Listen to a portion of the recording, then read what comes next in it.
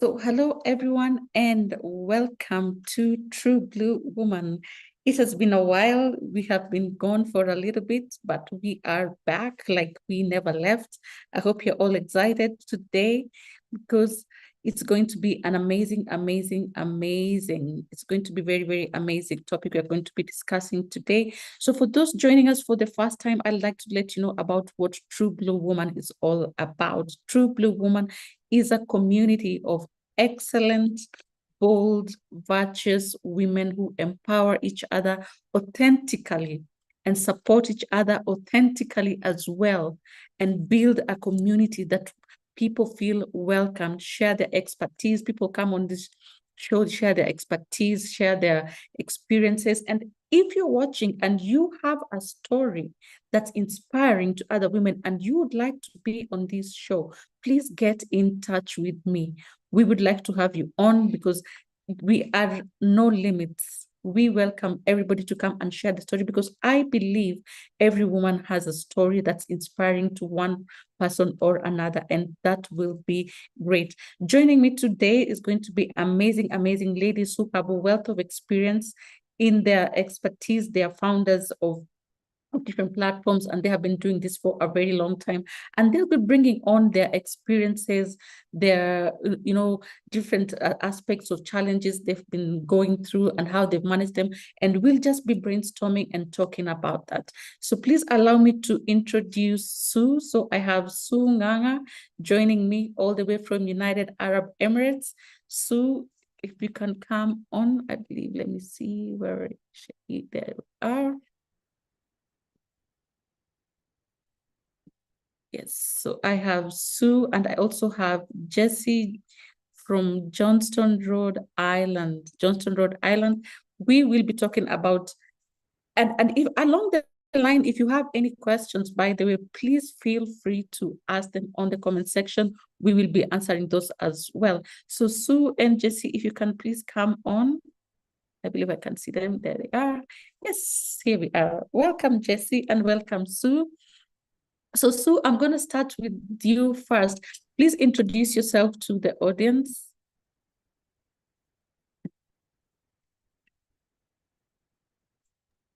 Okay, yes. Thank Hi, you. everybody. It's good to be here today. And it's such a privilege and an honor to sit here and have this conversation. And my name's Asu Ngangamora, and I am by profession a mental health and a life coach. I do coach women, high achieving women. Should say that because I will explain later what that means, to Okay. find clarity and draw from their inner strength. Why do you find clarity and draw from your inner strength? So that you can live a life full of purpose. You can live it confidently in every season of your life. So in one statement, I would say I'm a purpose coach, helping you to live your God-given purpose. Great, great.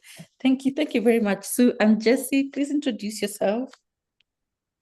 Hello. Thank you so much for having me as a part of this conversation. I am very excited to dive into this topic.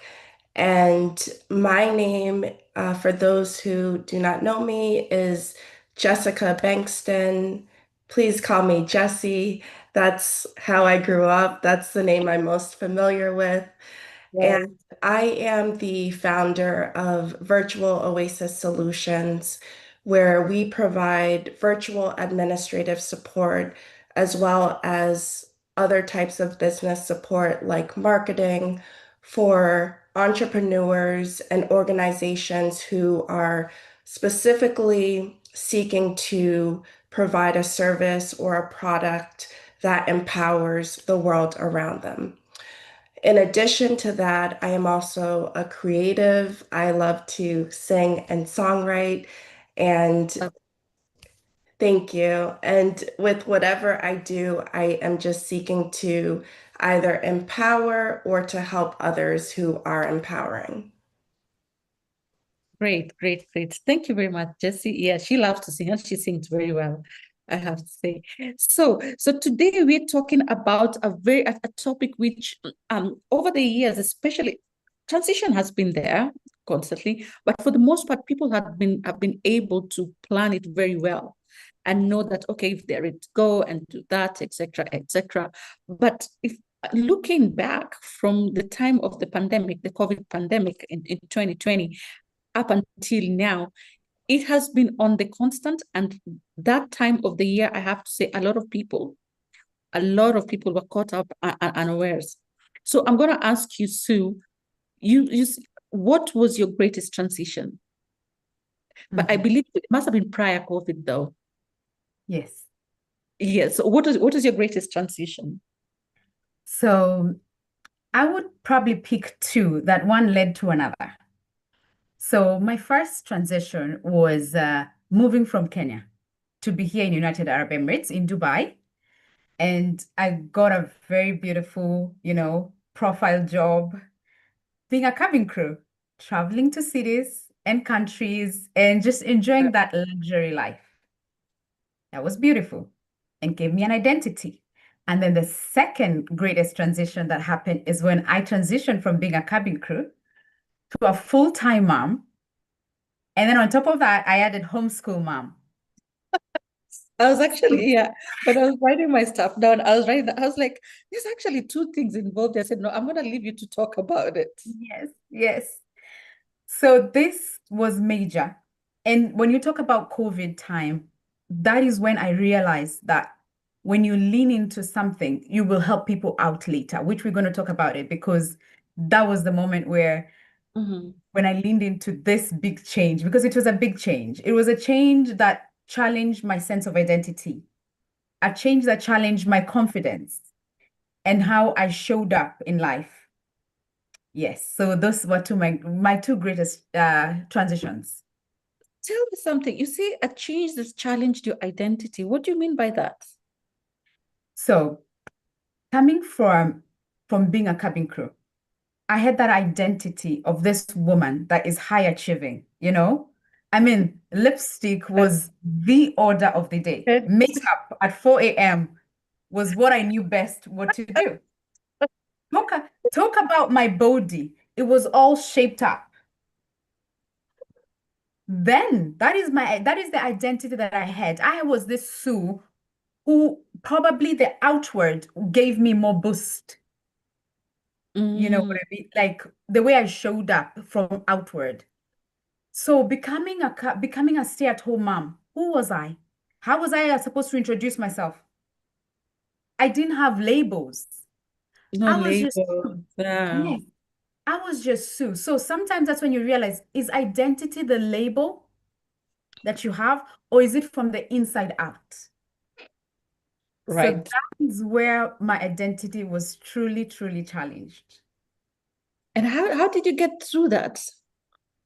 Wow. Wow. It took a lot. At first, with the loss of even clarity, what was I supposed to do? I had a passion. So this is where it starts. I had a passion to take care of my children, to be present with them. So that's when I stopped flying. But then is passion enough? It truly wasn't enough. Because in that moment, I didn't know what to do. I was like, so here I am, first time mom, and then I get another baby, I have two kids, and then I decide to homeschool. Passion is not enough. So I needed to find something greater than passion. I leaned into people who've gone before me. I leaned into mentors. I leaned Right. into moms who have been homeschooling. So I was connected to moms who I never knew, but because they've gone before me, I sat with them and I said, let me know how this homeschooling is done. Another thing is I went on online mentors and online, I thank God for this online facility. There's always someone who's Right. gone before you. There's always someone who's walked that journey. So I watched a lot of YouTube podcasts and then books. I read a lot of books. But the greatest one was the community that I walked into. So I looked for community within here in Dubai. I even had to move from the place I used to stay to a different place to be closer to a homeschool community. And Oh, that I wouldn't trade for anything. I wouldn't trade it for the knowledge. I wouldn't trade it for anything. It was so tangible. It was right. presence, the presence of these women and my children finding community and not looking like I'm doing this weirdo thing. It just brought so much clarity, so much peace, so much certainty that, you know what, I don't have to figure it out yet All by yourself, by exactly. myself, but someone is here to pull me out. Someone is here to Mhm. say, you know what, try this, do that, which was Right. very, very fulfilling. And did I find my identity? It wasn't from my tag. It wasn't from my label. It was from the inside out. Inside out. Yes, it was growing. Who do I want to be? It was, who are you becoming, Sue? Who do you want to Right. be? So it was so much from the inside out. I became confident, not because I showed up with a lipstick, but because I knew that Yeah, this what I'm, lipstick business, I know it yes, very well. I know. And full makeup. I thank you for that. I love that. That's why I showed up today with full makeup and lipstick. I love it. But the change became from the inside out. The inside out, right? Yes, Yeah. yes, No, yes. it's important. What you're saying is actually very, very important because if we take the labels, because people think that success is actually the labels we put on ourselves and the ones that people put on us. So when you're going through transition, I think one of the things that's going to hold someone back is, who am I going to introduce myself as? Who do I say? Mm, Who am I? You see, again, like you're saying, like just like you're saying, oh, cabin crew, you cannot introduce yourself or as Emirates crew, the big thing. I mean, the big airline, the big this, you're not showing up as that's like saying, oh, I'm a stay-at-home mom. So people will be thinking, you do what? But it's actually there's beauty in it. And mm. change is hard, but again, change is a gift. Yes. Change is hard, but change is a gift. And when you start going through that motion of of of transitioning, you are growing, you are evolving, and you've got to do some shading as well, Mm, because now that shading also goes now to tie up to what you're saying, identity, because sometimes people are attached to other people for identity purposes. You want to be associated with so and so because of the identity it gives you in the community, instead not realizing, like you say, it comes from the inside out, because you've got to be content on the inside. If you're not content on the inside, you're not going to radiate it on the outside, because that you are constantly becoming. So now that's mm, where that shading comes off, because you've got to let some people go. You've got to let some people go in your journey of transitioning. Thank you very much, Sue. I'm going to segue a little bit and go on to Jesse. Jesse, over to you now. What has been one of your greatest, or two or three, whichever you had to pick, transitions? So I also have two. I was going to choose one, but because of Sue, I feel comfortable to share the two that came to Yeah. mind first. So both have to do with a transition from a job onto something else. So the first was a transition from this job that I had. It was a very demanding job, but it was one that was also sought after from a lot of people. And so I left that job to pursue a creative training program focused on music and also leadership. And that shift from the job to this training program where I was the oldest person in the program, amazing group of people, but in a lot of ways, I was out of my comfort zone outside of focusing on singing and leading through music as well as through teams. The second greatest transition, I would have to say, is when I transitioned from a full-time job to being the full-time owner of my business. That Wow. was a major shift just because when you go from working for someone and you are now not looking to someone for direction. You're now looking to yourself in a way to direct things. Mentally, I really had to shift there. And then also just the change from going from a business or a company that had coworkers and then it's just me. You're So, there now. right, right. Right. So that was quite a change. I wouldn't trade it for the world, but it was such a change. Right.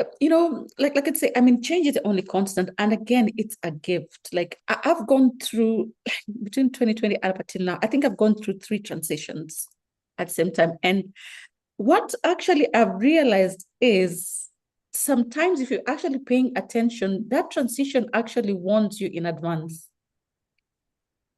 It warns you in advance, not all the time, but for a big percentage of time. Like when I was leaving corporate and now going into setting up the leadership academy and then going into full-time doing ministry work and stuff, I actually knew. So I prepared myself. However, I have to say there is no amount of preparation that is going to be 100%. It's Right. constant growing, just like I said, there's constant growing and this shedding. There's constant growing and this shedding. So if you're really paying attention, one of the things that I've realized in transitioning is that environment that you're in, if it's something that needs to be done, that really needs it, you need to take care of and you need to handle this now, is that environment will stop accommodating you and it's going to vomit you out. Yes. It's going to vomit you out. Either you're ready or not, it's going to be. So if let's say for the most part, if it's this is in relation to jobs where you're working or even businesses and stuff with the people you're associating yourself with, that environment honestly stops accommodating you. And whether you're ready or not, you can plan. It's good to plan. And if you can, you should, because you know what you want to do and you know exactly where you're going ahead. But that environment is going to vomit you out one way or another. I don't know, either through the company's restructuring, either termination, unfortunately, I don't know. But that environment is going to vomit. I always look at it like a Jonah moment. That whale would hold you for a long time. It's going to vomit you out at the place you're supposed to be. That is the beauty of it. You're going to arrive at the place you're supposed to be. So if you can plan for it, fair enough. Well and good. And one of the ways that I say that the environment stops accommodating you is like for myself, I became very irritable in otherwise things that I enjoyed doing. I enjoyed managing and coaching the cabin crew. I enjoyed just sometimes having a chat with them, doing this and that, talking. I enjoyed traveling, like being on flights with them, going to being in LA for 3 days. It reached a point I couldn't stand it. I couldn't stand it. And I could feel like I could actually feel like I'm very irritable. So I knew I had to do something about it and change my environment, because that means you've outgrown the place. So transition is calling you. So transition was calling me. So I was able to prepare myself. But of course, I didn't prepare myself 100%. At least I went a good 90%. Now, going back to like what Sue was saying, now when setting up the academy is, oh my God, it looked very different from what I had in mind. Looks so totally different. So I had to connect with a community of people who had the results that I wanted. I looked for mentors, because see, I looked for mentors online, and I found someone from the UK who's still my mentor and coach at this time. And I got connected to this professional speakers academy, and they were doing each and every single thing that I envisioned that I should be doing. So I connected with them to date. So you see, there's still that evolving, there's still that shedding. And now when it comes to the shedding bit, I have to let some people go, because you see, not everybody is traveling to the same direction that you're going. And they're well-meaning people, but sometimes you have to disconnect so that you can be able to connect yourself to the right places that you're supposed to be going. Because when now it's interesting, like sometimes you're walking with people but you cannot run with them. if that makes sense. You can be walking people, but you cannot run with them. So, but and especially in the formative stages of a business, you will need to walk with people that you can run with the vision that you do have. So, Jesse, when you transitioned, were all this planned or unplanned? Some of it was planned, some of it was not. Just like you shared, sometimes it's 90% of things being laid out. So when I jumped from being an employee to a full-time business owner, initially I had started out taking a course. And it was a course that I thought, okay, this is something that will tell me if I am ready to start a business. I loved the course and it just confirmed everything that I was feeling on the inside and how I felt God was leading me. And so I started the business and I was thinking, okay, for maybe a year or 2 years, I'll be working full time. I'll just get the business up and running. 6 months down the road, I start to go through what you were sharing, that shedding process, and just knowing, okay, I need to transition from my place of employment. I still was second guessing and doubting because logically, as someone who naturally plans, I'm thinking, I can't possibly be ready to go full time with my business. And then I just heard God tell me it's time. And Right. so when he said that, I had peace to make that transition. But even with that, I was nervous. So, as far as the planning is concerned, I had taken that course. Because of that course, I was able to connect to a community, an online community.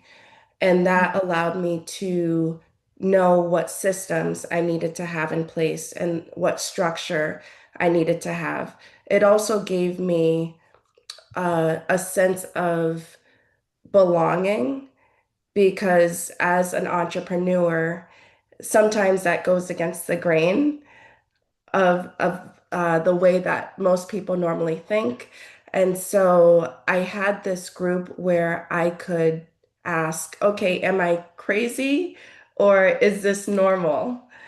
And also, I was able to find out what I should be planning because I could take this course, I could read books, but to actually ask people who were doing it, Right. they were able to tell me, okay, you need to do this, but you also need to do this. This is what the books won't tell you. This is what you won't find out from any course. Mhm. I like what you said. This is what the books won't tell you. And that's the importance of a community, because from what I've heard from you and Sue saying at different times is community. And I got connected to a community as well, because there's some certain things the books won't tell you.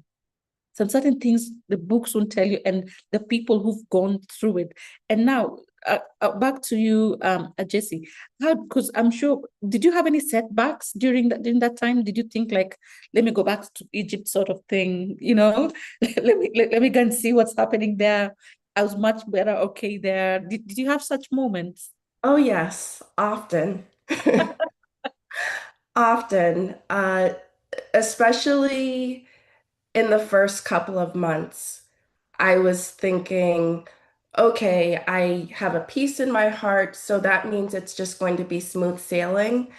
And I couldn't have been further from what it actually ended up being.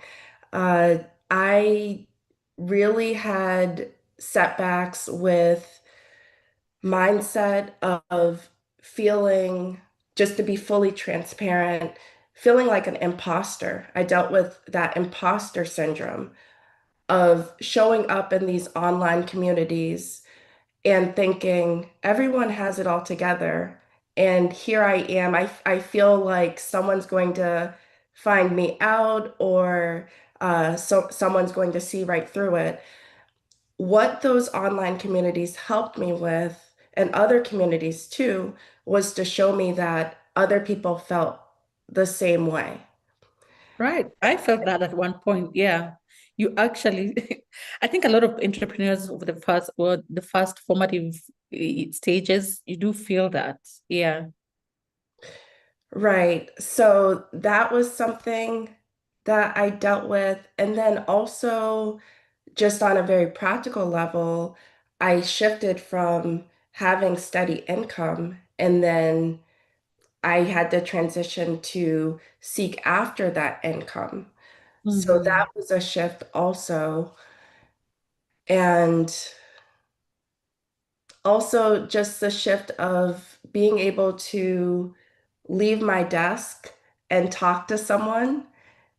So now, I could go outside, I could walk around. So that was a blessing, but it looked a lot different than me having that coworker community, because the place that I had worked at, it was so family oriented, and it felt like I was working with family. So I grieved a little bit with that. So I knew that I had to find a replacement, and that is when, like Sue had said, I had to lean into community.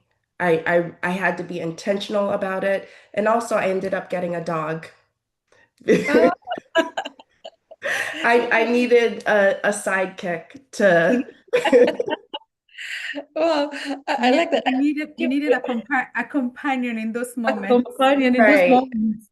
Yeah, because Yeah. you see, it's like now there's a vacuum here. And now, actually, thank you very much, Jesse, for saying that. Now I'm actually throwing this now back at you, Sue, because you had a household. You had a Mm. household, you had a family, you had this. And though, however, I'm sure there was that grieving point. Yeah. How did you deal with your household, and how are you kind to yourself? Because Mm. here now you've left work, now you stay at home mom. There's that grieving moments here and there. Probably it shows up and you don't even realize. And but you've got to be present for your husband. You've got to be present for yourself. You've got to be present for the kids. How Mm. did you deal with this? Wow.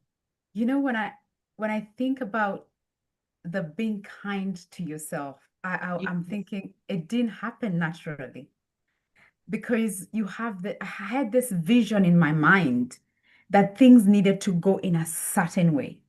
Right. So I had put structures in place. However, not everybody is stepping into structure like me.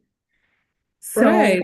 Yeah. I could say I was very graceful to my children. I mean, they were children, they were growing up, bless them. They were not colleagues. So I was graceful to them. Like you can get it however you want to get it. But I think the person that I wasn't graceful to as much was my husband and I, because I was Right. feeling, let's get this vision. As soon as we get it, as soon as we fly. Mm-hmm. And because he was in and out of the country, I think he was off the hook as well. So I was the person in the boiling pot. And I realized the sooner I be graceful to myself, the Right. better. And Right. how did that happen? I think it happened when I sat with this community and I saw how gentle they were, because I joined a Christian homeschool community, and Mm-hmm. it is Bible based. It is all stemming from Christ-like. Mm-hmm. So when I laid my head on the bed at night, the question was like, were you Christ-like today? Were you gentle? Were you patient? Did you have self-control? Did you show up with love? And those, at first, they became like judgment questions to myself. And they became so condemning. But then because the change was from inside out, I Mm-hmm. needed to change the mindset that I had. I needed to change the attitude, and I needed to be willing to grow. So Right. from that place, I knew, Sue, you're not gonna get it by beating yourself up. You're not gonna get it by telling yourself this is the expectation you have for yourself, so you gotta give it to yourself as soon as you can. No. I was going to get it if I just had a chance to be graceful to myself, to tell myself, you know what? You probably don't feel like you're enough right now, but you'll only be enough if you do tell yourself that. It was more of an inside conversation. Tell yourself that, yeah, have a Yes. conversation, put yourself into a meeting. It was, yes, I had to call myself to a meeting and say, it won't, and the good thing is the energy that you have within you is the energy that you pour. Right. Yeah, So if absolutely. I was graceful to myself, that day I was graceful to my children. Nice. So that is where I realized the importance of self-care and soul care. Mm-hmm. Because I was going to show up empty. Then how am I going to pour out? Right. So I think in that being so kind to myself and being kind to others, it starts with me. Being Right. kind to myself. And where did I anchor myself? So I see like it's a threefold equipment. So here is the world out there, which included my children, my husband, and every change that was happening. And this is me, and this is God. So this is constant. The change is constant. The Happening. me is unsure. I needed to grow. I needed to change my mindset, and I needed to change my attitude. But there is God who has all together. He never changes. So I needed to anchor myself more on him and say, Lord, your grace is sufficient. You called me into this, you will give me the strength. Strength. Yes. So I bet that is how I can sum up my gracefulness, that it wasn't a switch of a button, it was a journey. Oh, wow. And Right. as you Yeah. said, change is a gift. It was also a gift I had to give to myself. You have to accept a gift, Mm-hmm. because otherwise, I mean, when you give a gift is ushered to you, and you just can't be looking at it and saying, "Oh no, I don't want it." It's a gift, and I mean, most gifts are not all are pleasant gifts. I mean, you have to Mhm. accept that gift because it's actually ushering you into a season, into a new you, as in a place now where you're going to be making a discovery constantly. Because when you're too comfortable somewhere, you stop making a discovery of yourself, which you're supposed to be doing every day. Mm. Because every day you have to become the excellent and authentic version of yourself. You become the new you, you become the new. But when you're in your comfort zone, that discovery stops. Yeah. So, but when you embrace this transition that you're in there and it is happening, again, like just by piggybacking on what you say, you've got to ask yourself a couple of questions. Was I this? Did I do this? It's like, that mental check thing. Did I do this? Did I do this? And those structures, by the way, it's creating certain structures that things have to be like this. It has to go like this. They can tend to be, it's good to have a structure, but I think in the first formative days and weeks and months, it's not going to go as you want. I had to learn that the other because I'm a very, very structured person, very, very organized. I can even plan my birthdays in January. I can be planning my birthday today. Wow. I'm those kind of people who do. So I had to get off that because you see, as you're transitioning, and then especially like entrepreneurship, you're bringing people onto your business. You've got to be someone, and you don't want to throw them off balance. So you've got to, again, be kind to yourself and not force things to happen. It's like it's like, you see, what are the stages of a butterfly? You've got the caterpillar, then you've got the larva, and am I saying the right sequence? And then You there's got it. Let me give you the very hungry caterpillar version of a homeschool mom. So you have the egg, you have yes, the egg, and then the egg goes into a caterpillar, and then the caterpillar goes into a cocoon, cocoon. and Yes. the butterfly. Now, Yes. the stage that is the most dangerous where people self-sabotage is the cocoon because it's Mm. dark, you feel trapped, you want to Mm. get out. So, but if even the people on the outside, this is another thing. This is where the shedding has to come in as well. You've got to stop the people on the outside who are trying to force you to do something which you're not supposed to be doing. Because if you're forcing this cocoon open, you kill it. You kill the beautiful butterfly. So you've got to let it come out. It's just like a flower as well. You've got to let the petals fall off by themselves. Because if you force them out, then it becomes ugly. Mm-hmm. Because there's that going to be that dark moment And that dark moment does not necessarily mean it's that nothing is happening. That is actually when a lot is happening. Mm. A lot is happening. And then this like some of the things that I did, some of the challenges that I had myself during transitioning is I knew somebody else was transitioning. Then you start having this savior complex. You want to help them. You've come out of, it's like you've come out of a car, you're going to this next car. You have this savior complex. I mean, like thinking, okay, remember, like what to say, attend to yourself first. Attend to yourself first, and then you could. So now there's that looking outside the window, then you want to be the savior to this person. It is okay to say no. Mm. It is okay to say no, because there's some people, like you see, like Jesse was saying earlier on, you're in this community and you think everybody has it all together. So Mm. I was when I now joined the academy as well, the speakers academy, and this lady actually who thought I had it all together. I was like thinking to myself, how wrong are you? I didn't have it all together. Maybe I just knew how to sit still and calm and and I can be very stoic. I don't really show emotion that everything's not okay or something like that. So, and she literally used to come and sit next to me and sit on the floor and say, "Hey, I know you can change my life." She used to say that. So I said that, I started laughing. I said, listen, we've got to walk through this together. So at one point I started helping, and I said, wait a minute. It's okay to say, hey, no, you know what? Let me work on myself. And then when I am ready, then I can. Because I used to feel guilty, like shutting her off, and she'd feel bad and she'd make a face and say, hey, listen, I'm trying to figure myself out at this moment. So just sit down with them and say, you know what, not right now. It's like, okay, then well, I'll get back in touch with you again. So it's okay to say no, because then you get off focus. And the moment you're off focus, you start losing trail. You start losing trail, and then you start, it's like you just all over the place again. So now back to you, Jesse, building resilience and coping mechanisms. How did you do that? So I did this a few different ways. So one of the ways was, and I may sound like a broken record, but I have just realized that you can't do anything in this life if you want to grow and be great in it, you have to have community.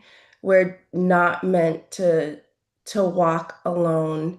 Even though sometimes we may feel alone, we don't have to be alone. And so I truly believe that there is a community out there for everyone. So I really leaned into community and a few different types of communities. The first one was my faith-based community. I leaned on this heavily. Um, we are not just one-dimensional beings. And so we really have to take care of not just one part of ourselves. It's important that we nourish our spirits.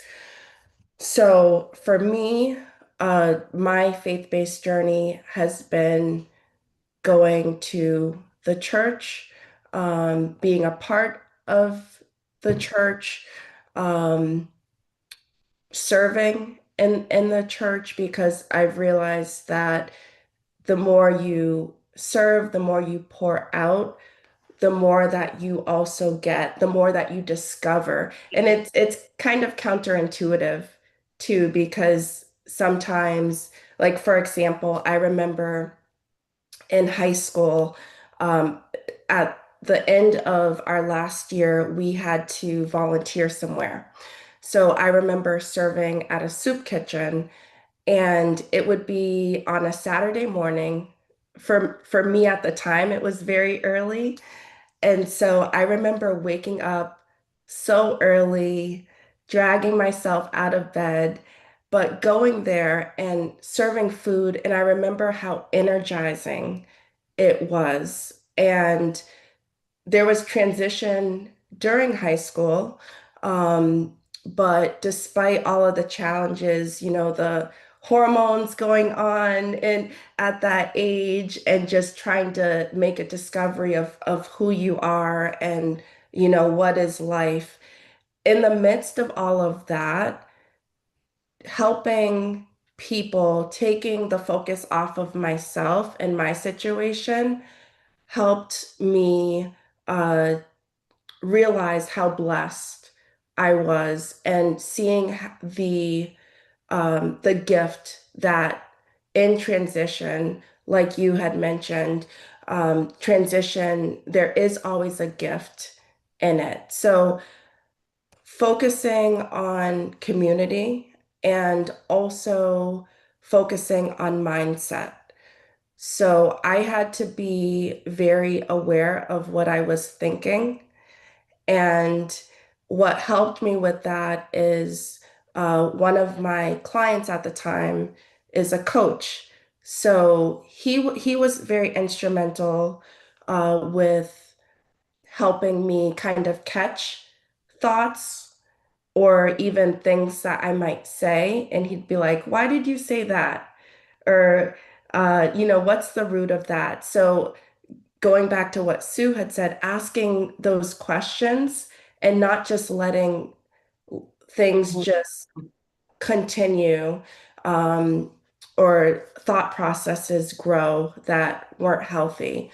So resilience was definitely for me nurtured again through community, focusing on mindset, and then also realizing that it was okay to take breaks. It was okay to rest. I think as people who have these goals that are oftentimes big, um, a lot of times we may push ourselves, which is good. It's good to push ourselves. It's good to stretch and to grow, but it's also very important to know when to take a break. Right. So even nature shows us that breaks are important. Music, one of my passions, there's transitions in music. Right. There's breaks and there's rest, and I think probably most things, if not everything. So those were the things that helped me build resilience. Yeah, I totally agree with what you're saying. Breaks are actually very, very important. And it's like, and I usually believe it's, when you take a break and then you shut everything down, it's like you're resetting. Anything you reset works 100% even faster and better, and gets rid of anything that's unwanted. And then you're able to at least look at everything in a three-dimension and look at it on all angles, and able to make the right decisions moving forward. Because if you're just constantly just on the grind, on the grind, on the grind, on the grind, you wouldn't even know if you're doing the right thing. You Right. wouldn't know if you're on the right track. You could have gotten lost a long time ago, and then you're just wandering off. But if you didn't take a break, you would realize, hey, wait, I didn't think I'm supposed to be turning this way. I'm supposed to have turned that way, right? Thank you very much, Jesse. So, what are some of the things that you probably shed off? Like things that you disconnected from, things that you unlearned, that which are very instrumental in your journey in the transition of the homeschooling and everything. So I like what Jesse said, that rest is very mandatory. So that is one thing I think that I unlearned, because being in a very high profile and very successful job, rest doesn't look like rest. It looks like the more you go, the more you have it together, you know. Right. So I had Yeah. to, yeah, I had to unlearn that, and I had to know that when you take time to rest, you actually re-energize yourself. Right, And absolutely. also, like as a coach right now, this month of May, as we're coming to an end, was my month for recalibrating. So I sat down and I looked at every area of my life holistically. I went to spiritually, mentally, physically, emotionally, and I said, which areas of my life, with these areas of my life, how can I recalibrate? How can I step back and look at it? Am I going the right direction, like you said, Marjorie, or do I need to detour? Yes. So those are some of the things that are really needed to unlearn and relearn. And another thing was structures. See, when you are in an employment, some of these things are structured for you. You know, the Yes. rules are set, the responsibilities are set, the timings is set. Like being a cabin crew, the schedule was set. Set, so you just have to. You Yeah. just have to pack your bags and head where you need to go. So I had to learn how to structure my life. I had to learn those little small habits that build up. Something like movement and exercise became a part of my life because I needed it for my mental sanity. I needed it for my emotional well-being. So those are the things that I relearn and learn because they needed to do with me, you know, because it was inside out. It had Again, nothing to do, yes. you Again, know, being kind to yourself. yes. And I had to be very present in the moment, you know, Right. like I realized things will be different. I will wake up with a structure, beautiful. But when things are different out there, it is from the overflow of me, Right. you know, that I'm going to show up. I'm not going to show up because the day was beautiful and because, you know, the everybody was good. The kids had no tantrum. No, it will be from a place of peace. Am I peaceful from within me? So rest, having a structure that worked for me, Mhm. and being present in the moment really helped me to build that positivity to work with transition. Great, great. Now over to you, Jesse. Now, from all this, you've learned quite a lot with the different major transitions you've gone through life, and it's amazing how you said that. I think I wanted to laugh when you said you struggled with imposter syndrome. You don't even look like you struggled with. That was a big one. But you know, the funny thing about that is every time I've heard someone say that they've struggled with that, I'm like, I would never know. I could never tell. Like when you mentioned that, I'm like, I would never Yeah, guess that. yeah, no, I seriously, and I can tell you, like in our academy, like we're so many of us, and our Zoom meetings at the time, of course, we were starting, we were like almost like 80, 90 people. And I'm like thinking, what am I doing here? Totally forgotten that I went through the university, I graduated with these people, and I still don't have together. Some of them still don't have together. Some of them I graduated with them. But I felt like I was in the wrong place. I was like thinking, what am I doing here? I'm like, Q&A, okay, video off. Don't want to be asked any questions. I don't want to be asked for any contribution. And I'm thinking, you start doubting yourself. And then you come and realize, wait, hang on. If, like Sue said, if you don't show up for yourself, if you Mm, don't show up, and you've got to be present because it's in the inside out, it's just not going to be Yes. all over there. So, and then I had to, so, and I was like, so I started participating. I started even like I would answer the questions. And then I realized, it's not really that bad at all. And I actually belong here. That is why I went through the training. That is why I joined the community. So you've got to talk to yourself those positive words. It's like Jesse, you mentioned one of your coaches to ask you, why would you say that? You see, and I'm a strong believer of don't, if you don't want it, don't say it.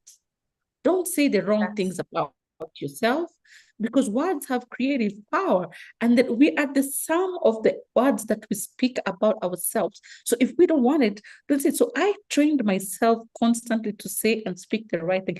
Even if somebody told me something that was contrary to me, I would tell them, I don't know who you're talking about. Well, that is not me, you know, sort of thing. Yeah. So now, JC, if you were to meet a younger Jessica Bankston now who's leaving corporate and then they're now setting up, they're going into a training program and they're going into entrepreneurship, founding their own virtual Oasis, of course, not yours. Yours is the original one or the only authentic one. What would you tell them?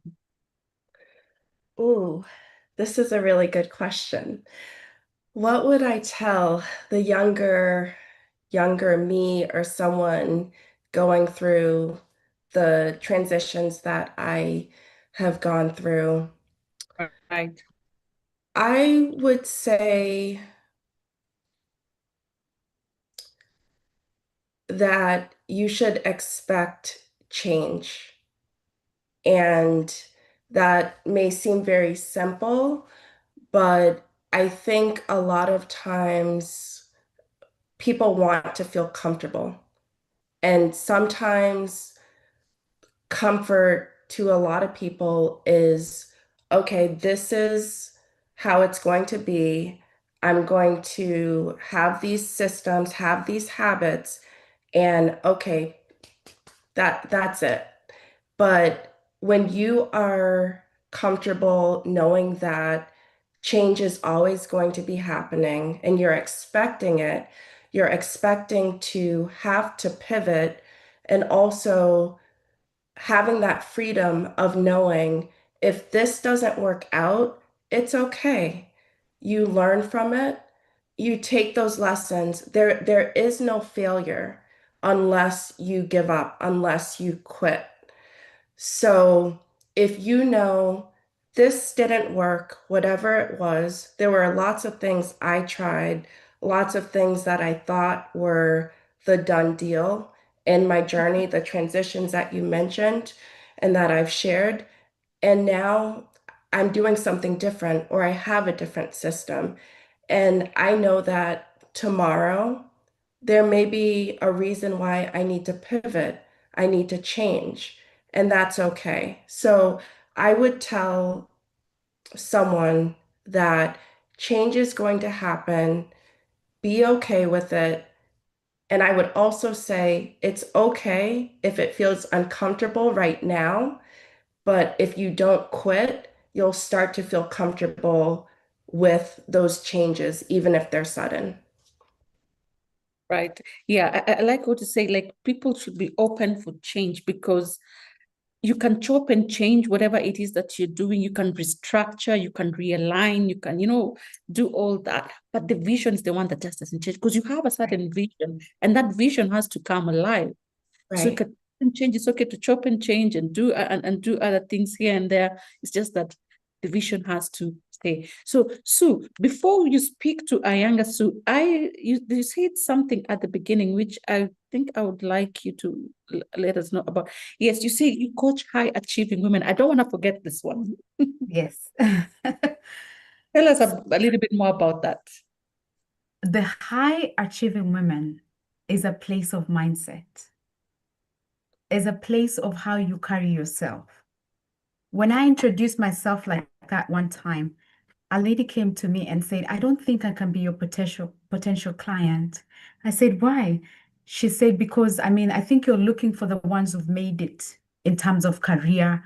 I think you're looking for the ones who've made it in terms of position. I said, no, I am a stay-at-home mom and a homeschool mom, and I'm a coach. So how do I see myself? I see myself as a high achieving woman in Right. the area that I am called to be. Mm-hmm. If you're called to be in the marketplace, see yourself as a high achieving woman in your mind. Make your mindset see that it's not high achieving intangibility. Yes, you could have the money, you could have the luxury, but even if you don't, one butterfly doesn't tell the other butterfly, I look beautiful than you, because God has made each of them in their very unique way. So Right. in whatever season you are in life, in whatever platform you are you seeing yourself as a low, not sure woman? Or are you Mm-hmm. seeing yourself as a high achieving woman? Are you seeing yourself as I am enough? That's the woman I'm going for, because that's the woman I'm calling out when I coach you, that I am enough in where I am. Mm-hmm. Yes. Right, because mindset is very important because that's where all the conditioning happens. Mm-hmm. Mm-hmm. All the conditioning happens. And again, so the thing to speak to yourself is what built your mindset. So whatever you're going to be saying there and in your mind, even because you talk to yourself more than you speak to anybody every other day. That's And true. and again, like I focus on mindset quite a lot sometimes as well, because it is all on here. Whatever is in here, is going to travel 6 inches into your heart, and then you start speaking out, and then thoughts become words, words become habits, it becomes actions, it becomes these things. All of a sudden, before you realize, you created something out of your mind. So now, back to you again, Sue. Speak to a younger version of you who is going through this transition and is going through all these very fabulous things happening, some at the same time. I think there's two legs sort of happen at the same time. What would you tell them? Wow. Wow. I would look at that girl and tell her, for sure, life will change. Yes. You will go through a lot of transitions, and that is every dimension of your life. You will go through changes spiritually. You will go through changes emotionally. You will go through changes mentally, physically, socially. Your circle will change. Like you say, some people will need to shade away. Yeah, But absolutely. I would tell the girl the greatest change and the greatest gift you could give yourself is to allow yourself to grow. And in your growth, change your mindset. Have a perspective that looks at things in a positive way, Right. because all these things are variables. They are variables. They will change. The world will demand more from you. But from the inside out, if you anchor yourself in a mentality that, you know what, I am stronger than I think, and I know I can tap into the inner power. And I will also tell the young girl that God is an ever-present help in time Right. of need. He is so ever-present that I should never forget to reach out for his help. And the last one is, in this transition, if you stay in it, you are becoming a person of purpose. You're tapping into a deeper potential of you, Right. and you are unfolding into an identity. You becoming a person that you will look yourself in the mirror and you will love yourself. You love yourself in a different way. You will say, you know what, let me talk about something about body changes. Transition brings a lot of body changes. I mean, I've got 3 boys. You can imagine how much I've had to shade over the years.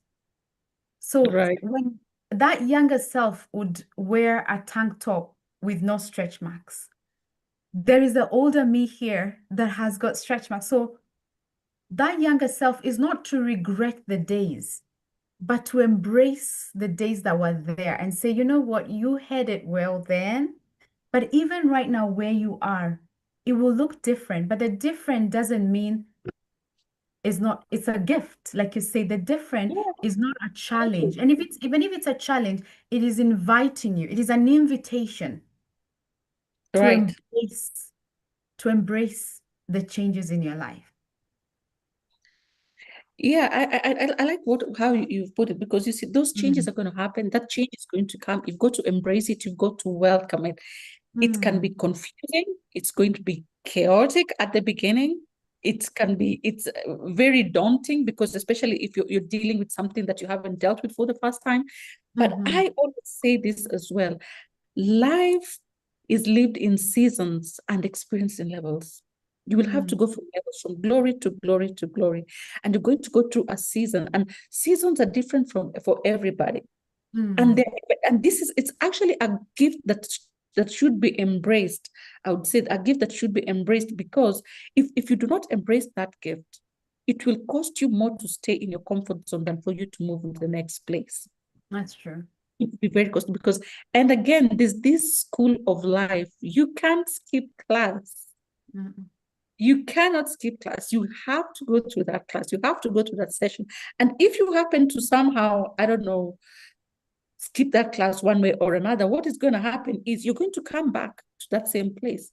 So you might as well go through it. It says, though I walk through the valley of the shadow of death. It doesn't say, though I sit, though I lie down and think, though I walk through it, embrace it. I mean, face it. And there's a statement that's constantly said quite a lot, is that you don't know the strength that you have until you start going through something. Sometimes, again, just back to the mindset. Sometimes people have a defeat mindset, you think that, oh, I cannot do it, when you haven't even tried it. When you haven't even tried it. And again, when those changes, let's say, for example, if there's unexpected transition, job loss and stuff like that, just know that there is always something that can be done about it. And what am I doing about it now? Because if you start telling yourself on wallowing in pity party and doing all those sort of things, it's not going to work for you. You have to embrace it. You have to. People just have to welcome it, welcome whatever that is happening and be free and ready to say, like, hey, listen, I can take this and I can take care of this. I can handle this. Again, that conditioning of the mindset, speaking to yourself the positive words, speaking to, telling yourself that I can do. And, sometimes you've got to be your own cheerleader. I speak to myself a lot of times in the mirror and I tell myself all the best things. Seriously, if I was on a conference just by myself, I'd buy my own tapes and listen to myself again. For real. Because you've got to do it. If you don't do it, I mean, no one's coming to pick you up, right? So just before we close out, where would you tell your audience if they need to find you? How can they know about Virtual Oasis and everything else about Jessica Bankston? So if you would like to connect with Virtual Oasis Solutions, please visit our website, which is virtualosolutions.com. You can also find us on social media, Virtual Oasis Solutions, and that is on Instagram or Facebook. And I would love to connect with you. Thank you very much, Jessie. And what about you, Sue? So you can find me on Instagram as Sunganga Mwaura. Also, my website is Sunganga Mwaura. And my company is called Bloom to Glow. It's more of a concept that I use when I'm coaching. And also you can find me on LinkedIn. I'll be happy to connect, answer questions, and coach you to your full potential. Yes. Fantastic. So thank you very much, everyone, for joining us this evening, morning, afternoon, wherever you are. It's been an exciting topic we talked about. If you'd like us to cover any other further topics, please do let us know. And if someone happened to miss out where they can get in touch with Jessie or Sue, check the description. Their details are on there. My details are on there as well. Reach out to us. Let us know how the show was going on. Let us know if you had any questions. If you have any suggestions as well, are welcome as well. Have a wonderful, wonderful weekend, and we will see you in the next couple of weeks.